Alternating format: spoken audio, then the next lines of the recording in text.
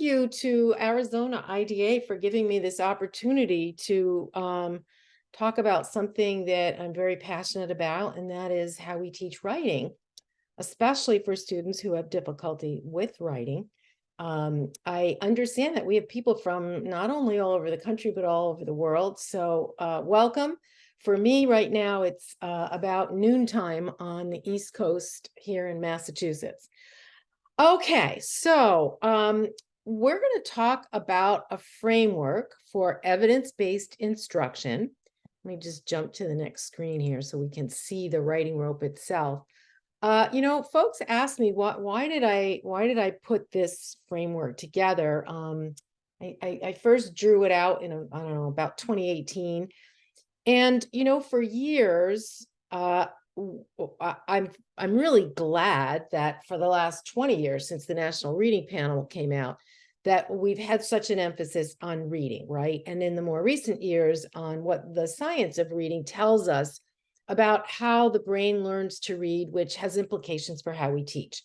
And it's just great that we're putting such a focus on reading, but very often that's at the cost of writing.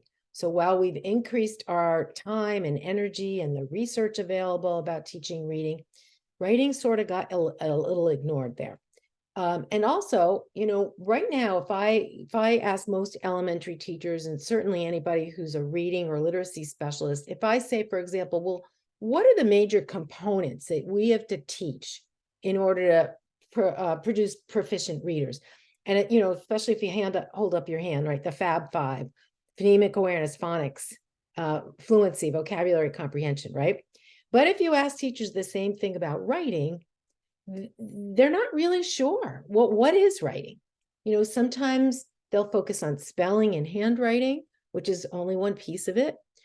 Sometimes they'll focus on the skills and strategies students have to have in order to do well on high stakes state assessments, like answering a prompt. So it can be all over the place.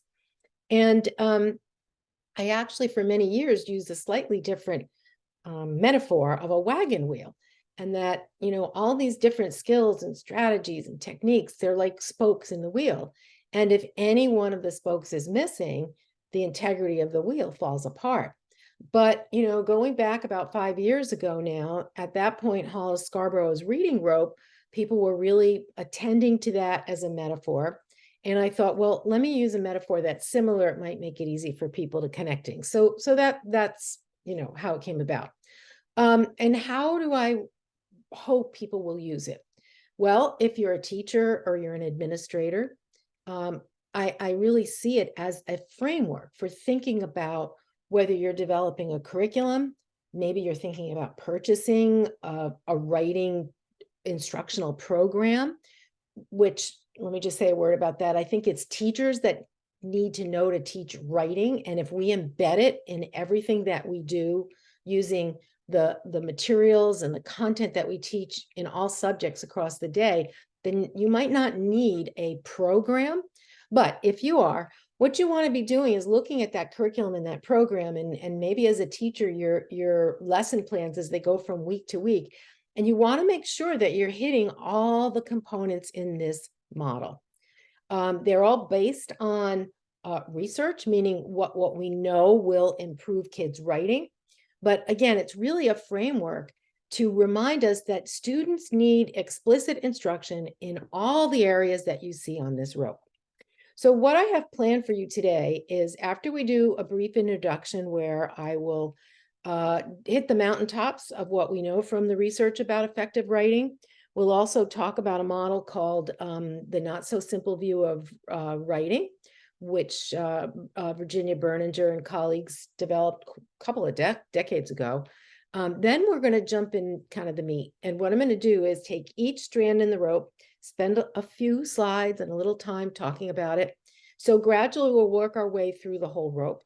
What I also hope to do when we get to each strand is to give you at least one sort of tangible takeaway, something you can use with students, because I'm a practitioner. While I have taught some college courses, I'm not a college professor. I'm not a researcher. I'm like in the trenches, in schools, day in and out, originally as a teacher, then as an administrator, and now as a teacher trainer. So to me, what we need to do is bridge that gap between what we know about effective writing instruction, also bridge the gap between a framework like this and how does it translate into what you do in the classroom. All right, so that's what the agenda is. Oh, let me just go back one. That little URL down at the bottom is where you can access the original blog post where I introduced the writing rope. It's at the Keys to Literacy Free Resources website. So what do we know about effective writing instruction? And I would actually say the slide says 4 to 12, but actually K to 12. There's not nearly as much research as there is about reading, but there is quite a bit. And what you see on this slide are the covers of 4 major research guides or reports. They all were based on meta-analyses of the research related to the focus. And, you know, I'm going to hit the mountaintops of each one.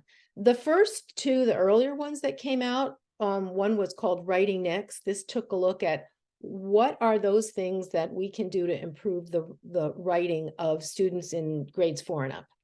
Writing to Read looked at what do we know about how writing helps reading.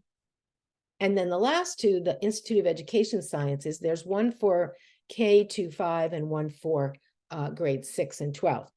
So what have we learned from this? And I do encourage you, we're only going to spend a couple minutes here, but I do encourage you to access these. They're pretty easy reads. You can just plug the titles in, do an internet search, and be aware of what the research tells us, because we want that to make its way into our teaching.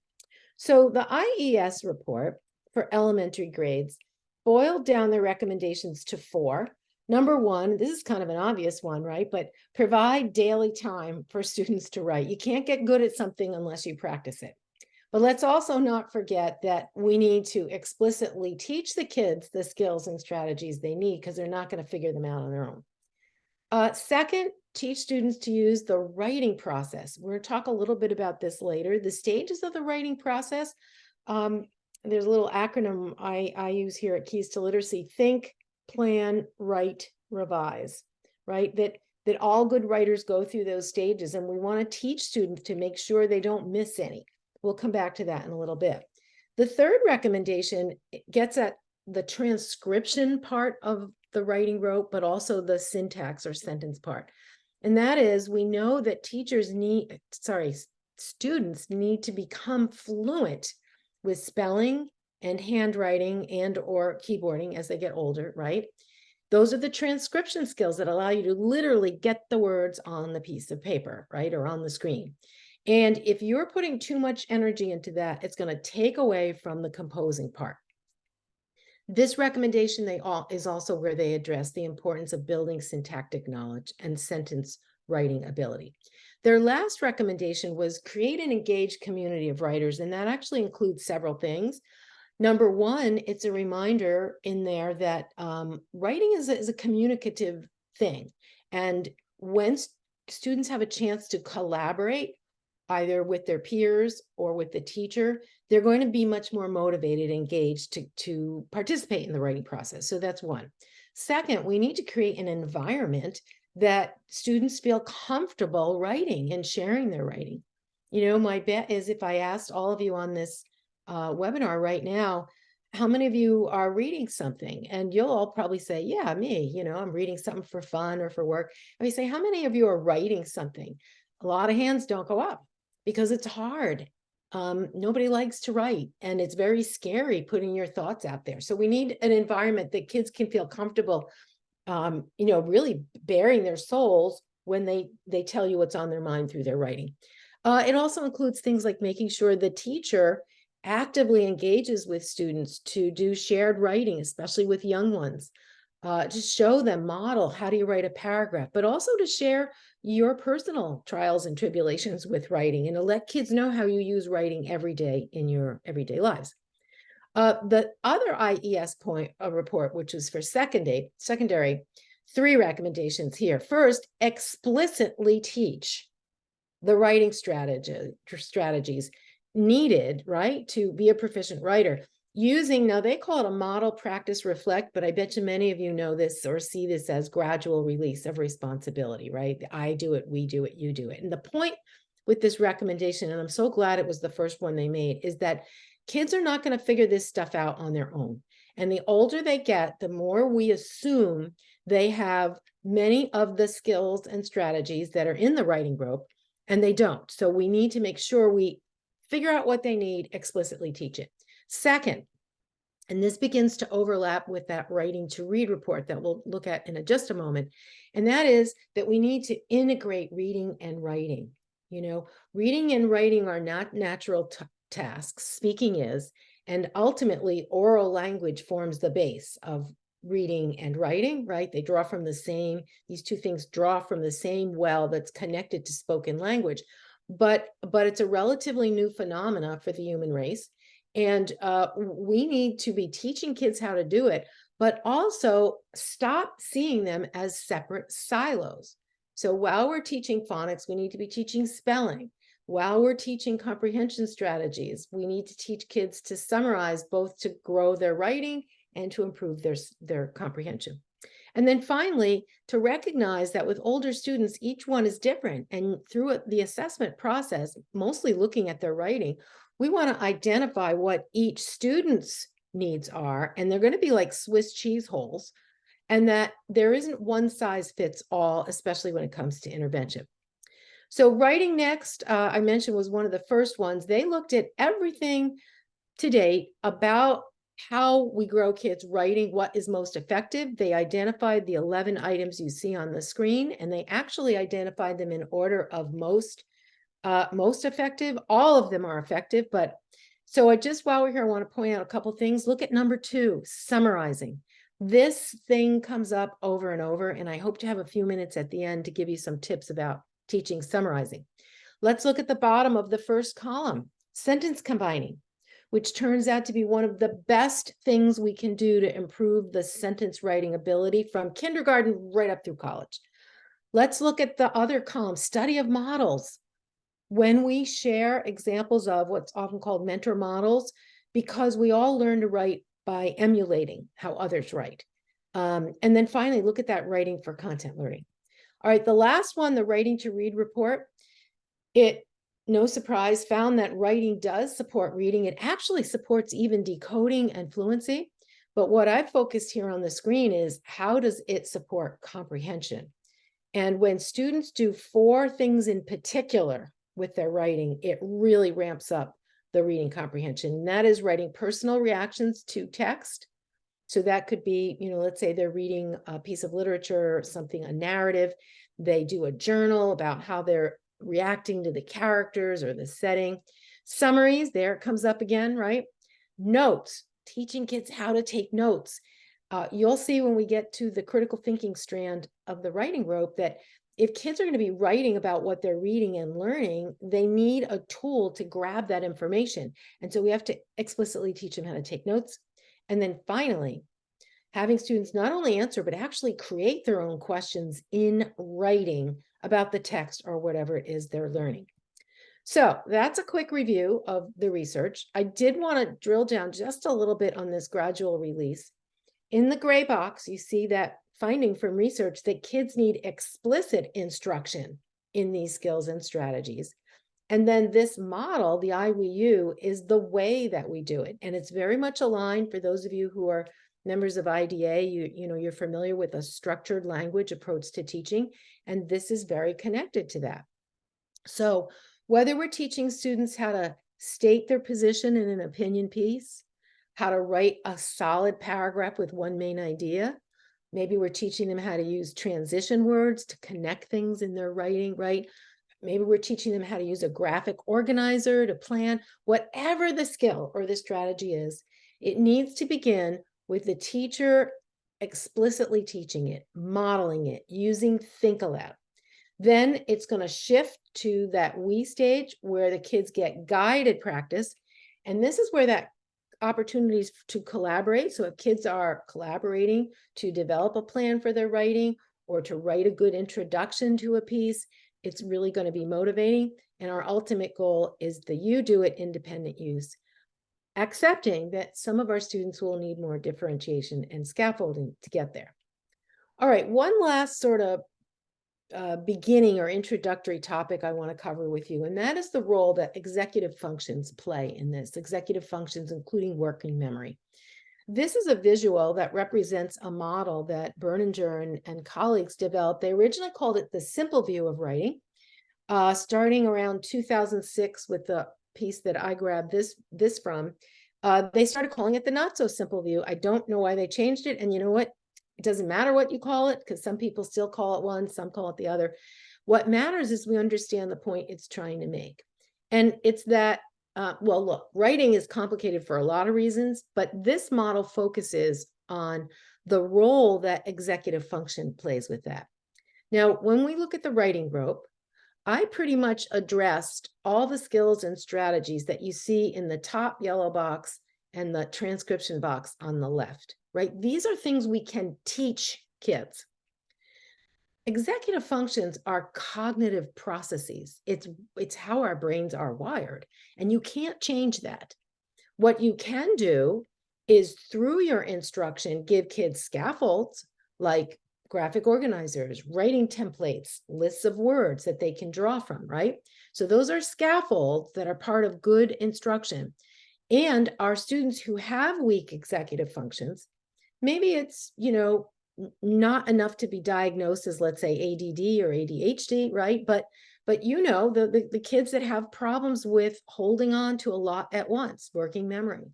By the time they get to the end of a long sentence they're reading, they forget the first part, or by the time they want to write one, they forget what they wanted to say, right? But it's also all those things that, while they're important for reading, I think they're even more important for writing. So being able to attend and stick to the task, right? To set goals for your writing, all the planning tools we have to do, and then sort of self-regulating and monitoring. So my point with this slide is, look at the students you work with. And besides analyzing the strengths and weaknesses of their writing skills, also think about those cognitive processes.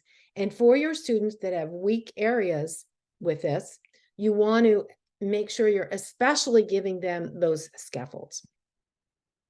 And we'll end this little piece about executive functions with this quote from Harris, Schmidt, and Graham. And you're going to see Stephen Graham's name on a lot of these meta-analyses reports, because he tends to be one of the lead researchers. But I want you to read this along with me and just think about all the things a writer has to juggle. And it's amazing that we're able to write it all, right? So let's read it together. While negotiating the rules and mechanics for writing, the writer must maintain focus on factors such as organization, form and features, purposes and goals, audience needs and perspectives, right? And evaluation of the communication between the author and the reader. That's a lot. Self-regulation of this process is critical. The writer must be goal-oriented, resourceful, reflective. And when you think about skilled authors, they're able to be really flexible and goal-oriented, and they've got a whole bunch of cognitive processes to draw on. So this really highlights just why and how writing can be complicated. Last thing we're going to do before we jump into the rope is, I do want to highlight what are some of the common issues that you tend to see with kids who struggle with writing. And this is across all grades. As the little box on the bottom says, as I'm going through these, I want you to think about what other issues do you see with your kids who struggle. So first of all, they almost always lack critical reading skills. The reading and the writing go hand in hand. They tend to lack an understanding of grammatical concepts, but when we get to the sentence combining point, I'll emphasize this a little bit more, but this doesn't mean the solution is what's often described as formal grammar instruction, meaning you teach kids to label parts of speech, or you teach them to spit back to, if you say, what is a noun, what is an adverb? That really doesn't move the needle very much with writing. What moves the needle are activities we can do, like sentence combining, that help kids practice elaborating and playing and moving words around to develop syntactic awareness. But our students who have difficulty, their sentences usually are short and stunted, right? Right on up through high school. Kids who struggle have a difficult time editing their own writing or the writing of others. Collaborative peer editing is a really effective tool to get kids to learn to become better editors, keep them motivated. But our kids who struggle, they don't even know where to begin. Fourth, they typically have a hard time identifying or creating a logical sequence. This is where that planning and goal setting comes in. They just have a bunch of ideas. They're happy if they can just get them down on paper, and it's all disorganized. They often lack strong vocabulary. Language is the basis of all this. And if kids enter school with limited exposure to spoken language, they don't have good syntactic awareness, their vocabularies are low, and it's very frustrating to you have an idea you want to share with somebody, but you just can't find the words. And then finally, they almost always don't have very good pre-writing strategies. They don't know how to plan and think before they write. All right, let's start to jump into the strands, and we're going to start at the bottom and work our way up. I'm going to actually talk about the first two together in the next couple of slides. So transcription, which has to do with spelling, excuse me, certainly handwriting in the younger years, but also keyboarding, and then writing craft. Let's focus on the transcription first. I think I mentioned this in the very beginning, that if handwriting and spelling are not fluent and they require a lot of effort, students are not going to be able to focus on the higher level composing. This is very similar to what you see with reading. So those of you that know the role that fluency plays in supporting comprehension, if we have students who have a hard time and are spending a lot of energy trying to decode the words on the page, right? They don't do it automatically. It's not quick enough. It's not, right? If they're putting all that energy into that, what happens is it takes that energy from focusing on making meaning while they're reading. And it is the same thing with writing. If you're spending all this time trying to remember how to spell a word, or, painfully writing it out or typing it out, there goes your energy to focus on composing, which is ultimately the goal of writing, right? To get your ideas across. I've laid out sort of some of the subtopics with each in the two boxes below. So it's handwriting, phonics, and spelling. By the way, the best place to be teaching those skills is during a phonics instruction lesson, right? As we have kids decode, we want them encoding, which means spelling. And they need to learn sound symbol, not only to read the words, but to know how to spell them, so on and so forth. So that actually is best done in the younger grades in the phonics lesson time. For older students who need intervention, it needs to happen in the intervention time where you're focusing on phonics and fluency. Composing, though, this is the generating the ideas and organizing them, right? And being able to express those ideas through good sentence writing and good paragraph writing. It also includes TAP. So let's talk about that. TAP stands for task, audience, and purpose. And a proficient writer thinks about these things when they're writing, especially the audience, because it should influence a lot of important decisions you have to make while you're writing. One of the things I have on this slide is from the Common Core. I know a lot of states have their own standards these days, but they're almost all similar to Common Core. And I have it here to highlight that you've got one of the 10 writing anchor statements devoted to this. Students have to produce clear and coherent writing that's appropriate to the task, the purpose, and the audience. So we want to make sure we teach kids this. And a lot of it we can do through mentor models by unpacking a piece of writing someone else did and saying, who was their audience? What do you think their purpose was in writing this piece?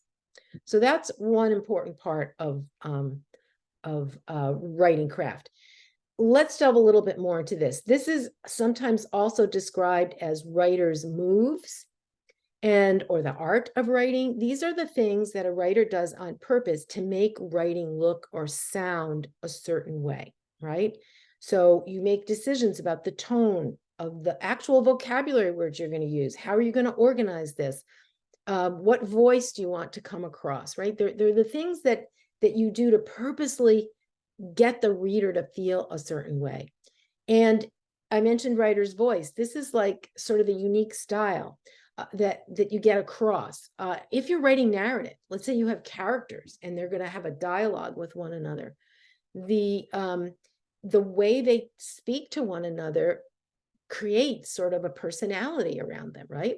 It's why this is also called sometimes writing from the heart. This is where the writer makes a decision. Am I going to write this in first person, third person? How do I choose my words? How do I get more descriptive?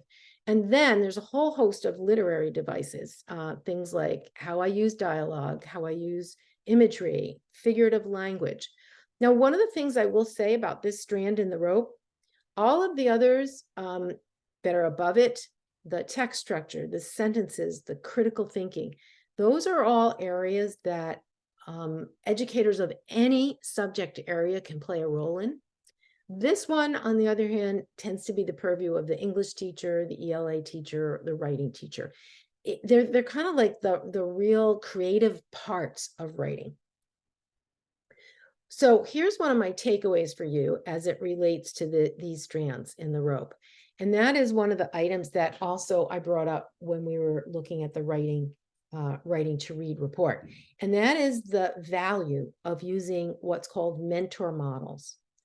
And what these are just models of good writing, because one of the things we know is all of us, we learn to write or get better at our writing by emulating others. So let me give you a really everyday example. A few years back, I was in a car accident, and it was severe enough I need to go to the police station and write a report. And I had never written one before. So what do you think I asked for? I said, can I see a few examples? I looked them over, I saw how it's done, I saw the style, I saw the audience, I saw how it's organized, and then I could write the report. And I bet if I asked you right now, we don't have time to share as a whole group here, but if I asked you, think of an example of something you've had to write in the last 6 months that you looked at a model of it, that you wanted to be able to emulate that. And that's the concept. Now, the problem with the way some teachers use models is they're thinking too big. They're not thinking about explicit instruction of a particular skill or strategy. So it's more, let's take a look at this book that shows what opinion writing can look like, right? That's too amorphous for kids. So what we want to do is figure out what's the text structure we're trying to teach, or the style or language technique. What is a move we want to show? Then pick a mentor example or several that highlights that. Then we want to, in a very explicit way, analyze those examples with kids. How did that writer do that? How would you do it? Then give them a chance to practice emulating. So what I'm going to do for you here is just explain to you let me jump back. A very simple example of how we can do that. Let's say we wanted to teach kids, young ones, to do speech bubbles on their drawings. So they have a drawing and there's a couple of characters and they want the characters to talk to each other. Well, we can find a couple of read aloud books that we can show the students where the authors have illustrations and above the characters are little speech bubbles, right? And now you say, how did that author do it? How did this author do it? Let's look at that. Let's analyze it. All right, let's go back and add speech bubbles to your drawings. It's a very simple example you could do as early as kindergarten and first. Another example would be, let's say we're trying to teach kids how to write a good, solid paragraph. And in a little bit, I'm going to show you an example of that, right? So if we can pull up 3 or 4 examples of really well-written paragraphs that have a great stated topic sentence and really good supporting details, we are showing them what it looks like, and then they can emulate that. All right, so now let's move to the text structure strand of the writing rope. And I've actually got quite a few things tucked in under here. I begin with the broader picture. So what do we need to teach kids about the 3 main genres or kinds of writing, which most state standards identify as opinion, in the early grades, argument, upper, so opinion, argument, informational, and narrative. Now, there are other genres. There's poetry, there's biography, etc. But these are the 3 biggies.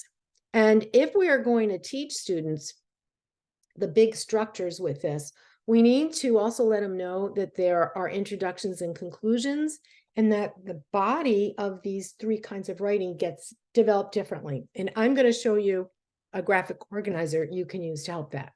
The second thing I put under here is paragraph structure, which I believe, along with sentence writing, those are the two building blocks of all writing. And if kids don't have those down, none of their writing is going to be proficient. I also put under here patterns of organization, description, sequence, etc. And then these really cool, important words called linking or transition words that help us let the reader know what pattern we're using, and they also make connections. So let's walk our way through a few things about each of the things I just summarized for you. Let's begin by these three types of writing. And first of all, a lot of our kids don't understand the difference between these. And so a very simple anchor chart or a little handout like this, right? Put it up on the corner of a bulletin board, just to make sure kids know the difference and what is the purpose of each. We also want to teach them that oftentimes what we read might combine several things, and that as their writing gets more sophisticated, they might, within the same paragraph or maybe within the same writing piece, they might have some parts that are more opinion, others that are informational, and others that they're giving a sequence of events like a narrative. So they need to know what the three different types are. Then, as I started to say earlier, we want to teach them that each of these needs an introduction. It doesn't matter what type of writing it is, and we need a conclusion that basically sort of wraps it up, provides some closure. Now, what we do in an introduction will vary. If we're introducing an opinion or argument piece, besides telling the reader the topic, we also have to let them know what is the claim or the position we are taking. If we're writing just an informational piece, there is no position. So your bare bones requirement is tell the reader what you're writing about. If it's narrative, that introduction is going to be more like the beginning of the piece. And it's where you're going to introduce the narrator or a character or a setting. So they all need introductions and conclusions. They just vary in how that plays out. It's the body development that really is different. This is where you present your main ideas and your details, and in the case of narrative, your main events and details. Now, what I want to share with you is a graphic organizer that my colleagues and I at Keys to Literacy, we developed this years ago. And it's a way of a different way that's a little more flexible than what many of you may have seen as a 5-paragraph essay structure. So you know what I mean, right? Like first box, your introductory paragraph, next 3 boxes, 3 body paragraphs, last box, the conclusion. Now, it's not bad because it does remind kids to have those parts, right? But it's very limiting. We end up producing a lot of kids that go to high school and college thinking everything they write can only have 3 main body paragraphs, right? So this is a little bit different. I want you to see the first default is the first one. And you would use this for informational or opinion argument writing. Introduction, body, conclusion. Now, in a minute, I'll show you how this gets expanded. If you're writing a narrative piece, your default is going to be beginning, middle, end. When I have a short amount of time like this, I find the best way for me to get you to see this and start using with kids right away is to show you some examples. So let's start with informational writing. You see that default, right? Intro, body, conclusion. Now, the intro, we mentioned, the main goal is to tell the reader your topic. So you're going to introduce your topic. There are other things you can do in an intro. You can provide a hook, or what's also called a lead, right? You could summarize the big ideas. But you have to at the least tell them what the topic is, and then you've got your conclusion at the end. But I want you to look at how the body of informational is organized. Information tends to be organized or hierarchically, right? A big idea, subtopics, subtopics. And so your body is going to be built out based on how many basically main ideas you have. What are the ideas you want to say about that topic? So this graphic organizer would represent probably a writing piece that's maybe 4 paragraphs long, possibly 6. Might start with a single sentence to introduce it, followed by 4 body paragraphs, 1 for every main idea, and wrapped up with a concluding sentence. It could be a paragraph for the intro and a paragraph for the conclusion. What if we're writing something longer? Well, here's where, in this case, we've got 6 big ideas we want to write about, which will probably equal about 6 paragraphs. But once we start getting to multi-paragraphs, odds are we're going to need to chunk those paragraphs into subtopics. And so you see how that's represented here. Now, we also want to teach kids about the use of headings, especially for informational or argument writing, where you're starting to shift from one topic to another or one reason to another. So you add a heading, and the heading would go right where those ovals are. All right, so let me just show you some classroom examples. This is from a middle school. You can see the teachers gave the students the default boxes. This student is writing about rocks. Intro, the student's noting that it's going to write about how they're formed. Conclusion sort of revisits that. They're formed in many ways, but I want you to look at the body.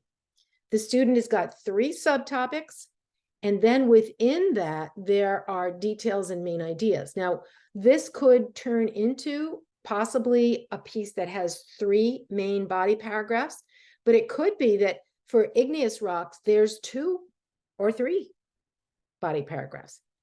All right, here's one from high school. Students got the same intro, body, conclusion. They're writing about the Axis powers during World War II. 3 major sections to this informational piece. And then each of those main ideas, Germany being disgruntled from World War I, that could take up 1 to 3 paragraphs. All right, so now let's see how this plays out with opinion or argument writing. Still need an intro and a conclusion. The difference is that with opinion, you not only introduce the topic, but you let them know what your opinion is. And then in the end, as part of your conclusion, you sort of revisit that.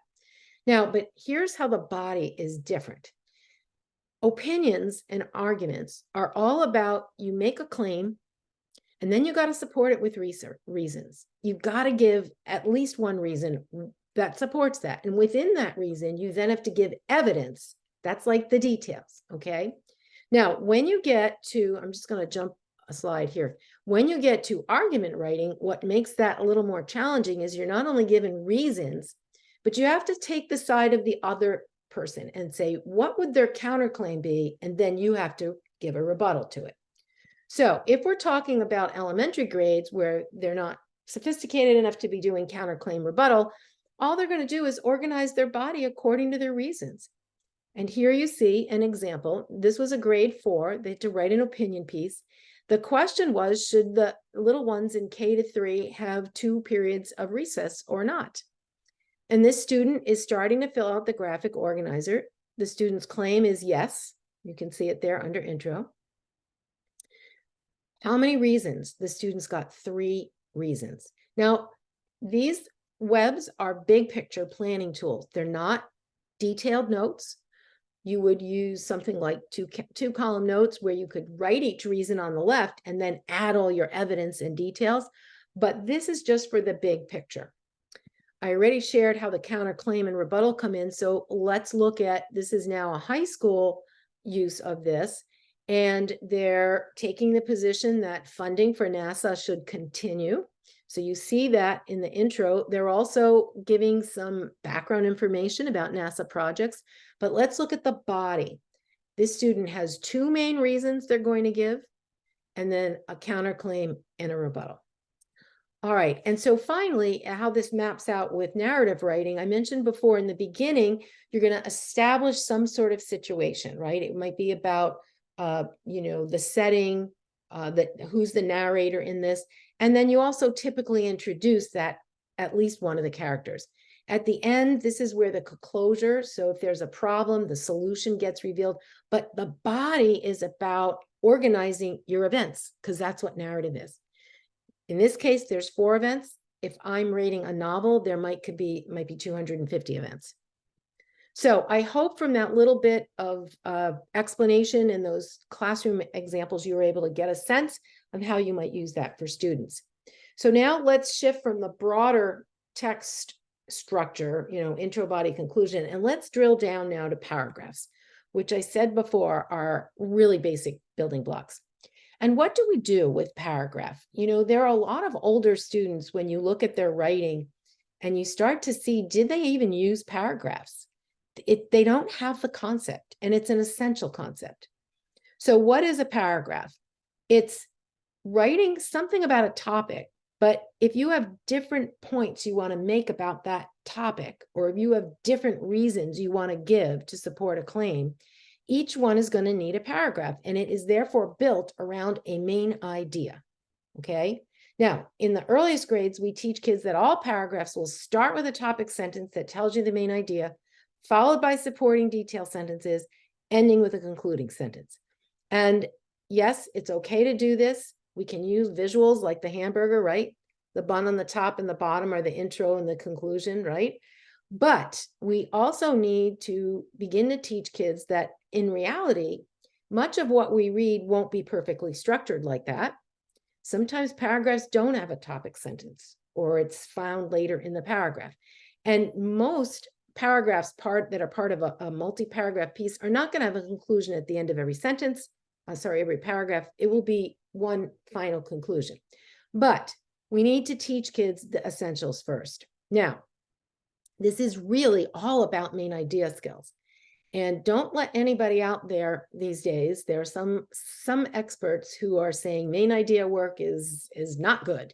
It is good. I have been doing it for 45 years, and I don't know a situation where a kid doesn't benefit from being taught the difference between the big idea of something and the supporting details.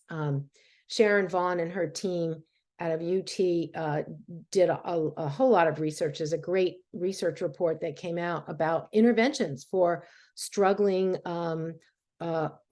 writers in grades 4 to 9, I believe it is.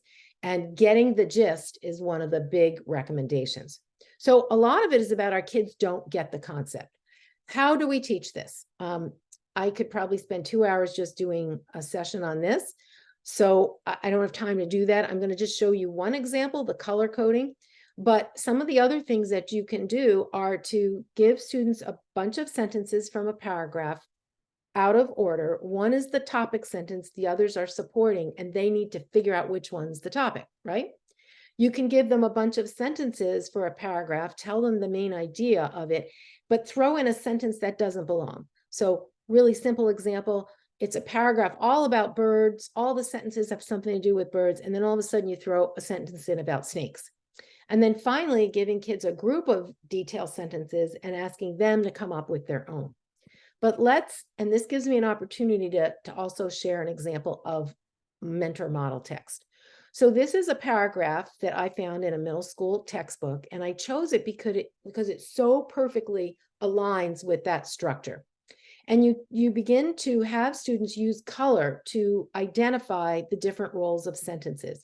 So in this case, topic sentences will be green, supporting will be yellow, and if there is a conclusion, it will be red. So you take several examples like this, analyze them with the students, right? And then eventually you shift over, and now when they write paragraphs, they've got to identify using the color scheme their types of sentences. And here you can see a student's example. So it's a very simple approach, but it really explicitly teaches kids about paragraphs. All right, a little bit about patterns of organization and transitions that are related to them. Here you can see the 5 basic patterns. Description, writing a description or explanation is the easiest kind of writing. Next easiest is writing a sequence of things. Cause and effect is a little harder, so is compare and contrast, and then problem solution. So if you're teaching students these patterns and you're going to show them mentor examples that they're going to copy, number 1, don't hit them with all of these at once. Number 2, start with the simplest and then over time build. Now, these are the key words that help make this work, these transitions. They signal that there's a change or a connection. They're words, sometimes they're phrases, sometimes even whole sentences. And you use them to clarify those relationships, those patterns of organization, but you also use them to link one paragraph as you move to the next. Now, what I'm sharing with you on this slide has got on the right a list of transitions that I have made available to educators since 1978. I used to give it out paper. Now with the internet, it's up on my free resources section. You can see the URL there. We get thousands of people who download this every year. Please take it, use it. I also have one there that's a little bit simpler for younger kids. But what you'll notice about it, and also in the poster, which is what I also encourage you to do, take a list like this, make a big classroom-sized poster so those transition words are right there. So as kids are writing, they can look up and grab one. And they're organized by use. So you'll see down the left column to show a time relationship or to show comparison and contrast. These words are worth their weight in gold. All right, now let's jump to the sentence part of this. And our goals with teaching syntax are to, number one, develop that sense of syntactic awareness and how the rules of English grammar work, but also to teach kids to write longer, more elaborated, more interesting sentences, and then, of course, the punctuation that goes with it. I mentioned earlier about sentences and paragraphs being building blocks, and I want to share a little metaphor with you that uses Lego blocks. If we imagine that every one of those little squares is a word, the way we build a sentence is we take a bunch of them and we string them together, like the 4 on the last, on the edge there, right? Very short, simple 4-word sentence. What matters, though, is the order we put them in, and that's what grammar is, okay? And so when we teach kids that adjectives need to go in front of our nouns, so I could say the flat gray table, I wouldn't say the table flat gray. It's not syntactically accurate. So that's where this begins, just at the sentence level. When we teach kids to expand their sentences, we're asking them to just add more Lego blocks, but keeping in mind that they have to be in the right order. Now, how do we make a paragraph?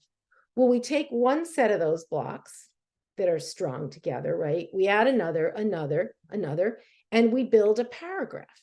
Now, you know those big Lego blocks that have like a lot of holes in them? So imagine if we have those sentences lined up, and across the top, we press down one of those big ones. What does it do? It holds them all together, right? That's our introduction. And if we put another one of those on the bottom, that's our conclusion. And then how do we build a multi-paragraph article? Well, we take one of those whole collections there, we put another one and another one. This is like stacking paragraphs together. So this metaphor helps kids understand that when they actually see a book, or a section in their textbook, an author just took a bunch of Lego blocks and started putting them together.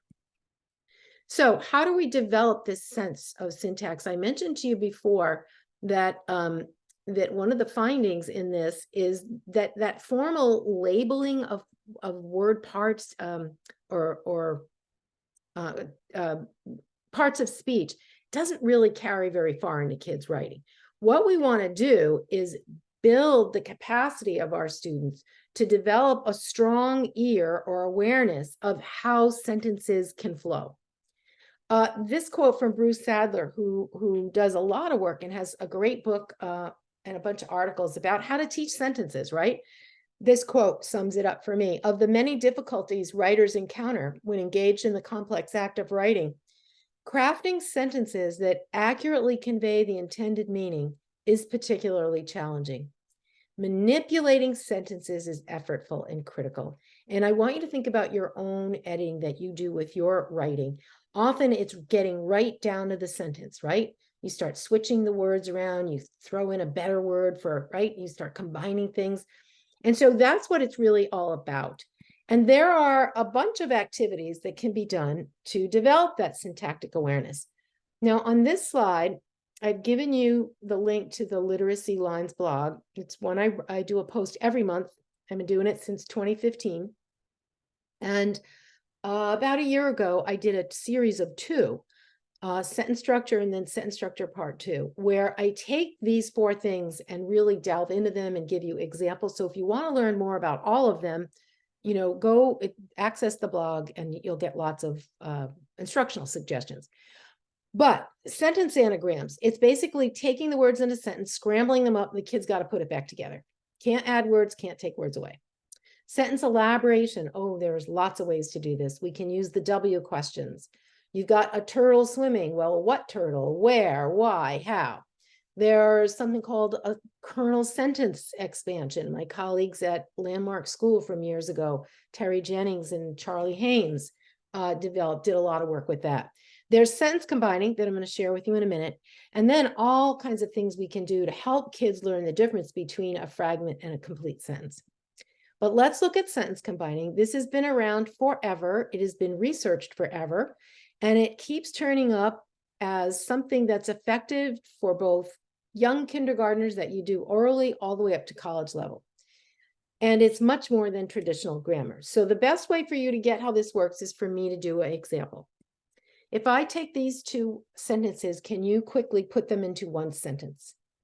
And we're running a little short of time, so I'm just going to do it quickly. So the book and movie, the movie were good. The movie and the book were good. You could say the book and the movie were both good. Here's two more simple ones. We might say the thirsty girl drank lemonade, or the girl was thirsty, so she drank lemonade. The girl drank lemonade because she was thirsty, right? So on and so forth. This is the simplest level. So you take two sentences, preferably related to something the kids are reading or something from a read aloud book if it's in the young grades, and you say, let's practice putting the sentences together. And they're going to be using connecting words, and it builds that capacity. You gradually increase the challenge by adding maybe a third sentence, or by making the two sentences a little bit more complex that they have to put together. Eventually, you can get to a task like the one I have here. This basically started with a sentence about wildlands in a science textbook. I unpacked it and created multiple sentences.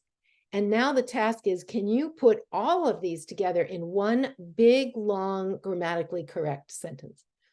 Now, we don't have time to do it, but I know if we did have time, you would. But in the process of doing it, try it when we're off, right? Try it, because what you're going to realize is how you use that inherent syntactic knowledge to play with the words and to find different combinations until you get one that sounds just right. And that's the beauty and the value of sentence combining. It forces our kids to learn to manipulate words in sentences. All right, that leaves us with the last strand of the rope, the critical thinking, and there are actually quite a few things I've tucked in under here. Number one, the stages of the writing process, and I'll go over those again with you in a minute. We must teach kids that they shouldn't skip any of these stages. But the other one, that first bullet, generating ideas and gathering information, there's a lot the kids need to learn to do this. This is the kind of thing where if you ask kids to write a summary of something, maybe of a piece of text or of an event, they've got to be able to analyze that source, figure out what the big ideas are, get them down into notes, then use the notes to write a paragraph or multi-paragraphs.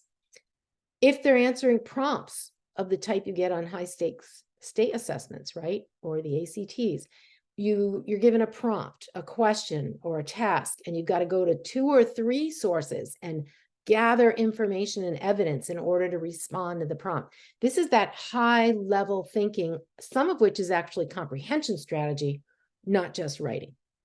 So let's begin with the stages of the writing process. This is a little acronym that my colleagues and I at Keys to Literacy, we developed a while back. We call it the process writing routine, and the first letter of each word represents a stage. Think, plan, write, revise. Okay. And, we know that kids need to learn this. We also know that arrow, that arrow that goes back up, why do we have that there? Because we want to remind kids that it's a recursive process, meaning no writer is ever completely done with a piece. And you might have put a lot of thinking in and a lot of planning, and maybe you've got a lot of ideas in your notes and you're ready to go and you've got a top-down web that organizes it for you. But then you realize as you're writing that, you know what, I still need more information. So you go back to the thinking stage and you get more. Or you may realize when you look at your first draft that it's not organized very well. I better go back to my planning tool and redo it. And then, of course, when we revise, we're constantly going back. So we want to teach kids the stages of the process and then also let them know that they also go through them. All right, let's also spend a little bit of time talking about writing to learn. And I'm going to revisit that writing to read report that I introduced with you early on, right? That they found that if we want kids learning and mastery and comprehension of what they're reading or learning about any subject to grow, if we have them write personal reactions, write summaries, take notes from it, or answer and create questions in writing, it's going to improve. And why? It's because if you think about it, writing is thinking. I'm going to give you a very simple example. How many of you write a grocery list before you go shopping, food shopping? Right now, how many of you now, some people just write down a list randomly. Some people get really compulsive and they, put all the frozen foods together and the fresh foods together. It doesn't matter how you write it. What happens if you forget it? What happens if you forget it? Well, when you get to the store, the very fact that you wrote it and had to think about it helps you remember what you need to buy. And that's the point. So when kids write, even a little quick write, right? It helps them organize, clarify, build relationships, all these things that help us think. Now, the thing is, we can't just say to kids, so write about what you're learning, because they don't know how. And this is where that explicit instruction of skills and strategies. If we're asking them to write from a text source, we got to teach them how to annotate that. We have to teach them how to gather it. We need to teach them how to take notes. We need a format for note taking. I happen to be a real fan of 2-column, right? We need to teach them how to plan and organize that information. Then how do you take each piece and turn it into a good sentence and then a paragraph? And then our big text structure, right? It's like all the things that are in the writing rope. We need to make sure we teach the kids how to do that. Now, I mentioned this before. Very often, when we have a writing to learn task and we don't get a quality response, we need to go back and kind of figure out, was the problem because the kids didn't even understand the source? Like their comprehension wasn't there? Was it that they understood it and knew what they needed to write, but they didn't have proficient writing skills? Or often it's going to be a combination. And if you think about this comprehension and writing, the thinking and planning stages are about really understanding, and the writing and revising are about writing skills. Now, I want to say just a couple words about summary, because of all the writing about reading and learning tasks there are. You saw several times in the research how summarizing comes up again and again as a highly effective tool to improve kids' writing, but it also, National Reading Panel identified the same thing to support comprehension. So first of all, we need to make sure kids and teachers even know what a summary is. It is a shorter, condensed version. It doesn't have a lot of details. It's based on the main ideas or the gist statements about whatever you're summarizing, right? It's a life skill. I mean, to be able to summarize to a friend the movie you saw last night, right? And so we need to make sure we teach kids what it is, how to do it, right? How do you identify those main ideas? How do you get them down into a list? How do you turn them into sentences and combine them into really good sentences? How do you do this for text sources and non-text? And then how do we do it within scaffolds we can give kids? Here's an example of a scaffold. Some kids don't know the steps, so we give them a little set of steps, put it up on the wall. Eventually, they don't need to look at it, but we're just reminding them how to write one. So, good. I've got 1 minute left for my conclusion here. What are some of the big takeaways I want you to have as you walk away from here? Well, number one, that writing instruction should address multiple components. And that's the whole point of why I put the writing rope framework together, to remind us that there are lots of components, and then within there, multiple skills and strategies. We need to make sure that we're covering all of them. Second, all teachers can play a role. I mentioned earlier, writing craft tends to be the purview of the ELA or writing teacher, but all the others, all the examples of mentor models of text, writing good sentences, combining sentences about whatever we're learning, writing to learn, answering prompts about science or social studies. We can do that in many subjects.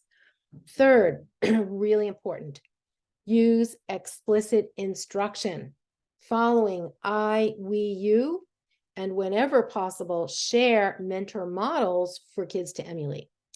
And the last, is we want to avoid assumicide. Now, that's not a real word, but you can imagine what it means. The older our students get, the more we assume that they've got a lot of those skills and strategies under their belt, and they do not. And so we want to not make assumptions that they're there and go in and fill the gaps. So with that, I'm going to just show this closing slide. It's got, well, there's the cover of my Writing Rope book that Brooks Publishing published last August. You can see the link to my Literacy Lines blog post, where you'll find a lot of the things I mentioned and more. And then there's the link to the generic free resources, where there are all kinds of archived webinars, video clips, articles, teaching templates, so on and so forth. So to my host, is there anything you want to drop in here at the end to close this out? Yes. Oh, Joan, oh my goodness. Thank you so much. What a gift that you have given us and giving us this hour of your time. We are so grateful. The amount of information you shared in 1 hour was so valuable. So thank you from the bottom of my heart. And I know I'm speaking for all of the board members and all the members of IDA and everyone that made it today. So everyone is saying thank you. There was a question about multisensory. Is writing to think, to remember, and support of scientific study with multisensory approach to strengthen those neuron connections. Yeah, yeah. And those of us who know about dyslexia, we know how important multisensory is. OG has been promoting that for years. And in my work over all these years, especially with dyslexic students, I have seen with my own eyes how when kids use multimodalities, right? Seeing it, hearing it, Right. touching it, right? It just gets in there more easily. Now, there's a little controversy out there. There are some folks who say that there's not a whole lot of research to back that up. But just because there's not research, it doesn't mean that it's not true, right? And usually whatever is out there, it's around using that to teach reading, but I think it can just as easily be applied to teaching writing. And so, yeah, a multimodality approach is gonna, and it doesn't harm, it doesn't hurt anybody to not only see it or hear it or see it. It's like, so yeah, I will say from my personal experience, educational instruction, the more you can make things multimodality, the better. And you incorporated some of that, like the highlighting and the different colors, the different parts of the paragraph. I mean, I Yes. think that would pull in like a visual Yeah. stimuli. So, Or, think about some of the examples I was giving with paragraphs, right? Breaking up the words. right. Yep. Sentences, if you put them on sentence strips and the kids are literally Absolutely. manipulating them, or in a sentence scramble, each word goes on a card and the kids are moving them. Yeah, absolutely. Yeah. There was Yeah. another question too, Joan, that I wanted to just really throw out there for you. Someone is asking about assessments that you recommend to figure out where the students are and what their needs are. Yeah, well, that's a loaded question. It's a long Yeah, question, but let me just say, simply, unlike reading, where there are a lot of assessments out there, and for certain strands or components of reading, like especially phonemic awareness, phonics, fluency, there's these quick CBMs, right. curriculum-based measurements that you can get quick and down and dirty. You can even for comprehension use a maze, which is really quick CBM, right? There really is no equivalent with writing. Right. There are some assessments that basically count the number of words that kids can write in a minute, or the number of words in a sentence, right?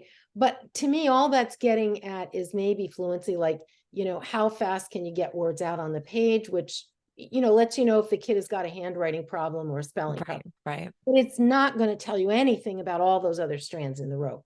And so really the only tried and true way is to take a sample of a student's writing, have a really good set of rubrics that you're using to look at different parts. And this, you could use the writing rope as a guide, right?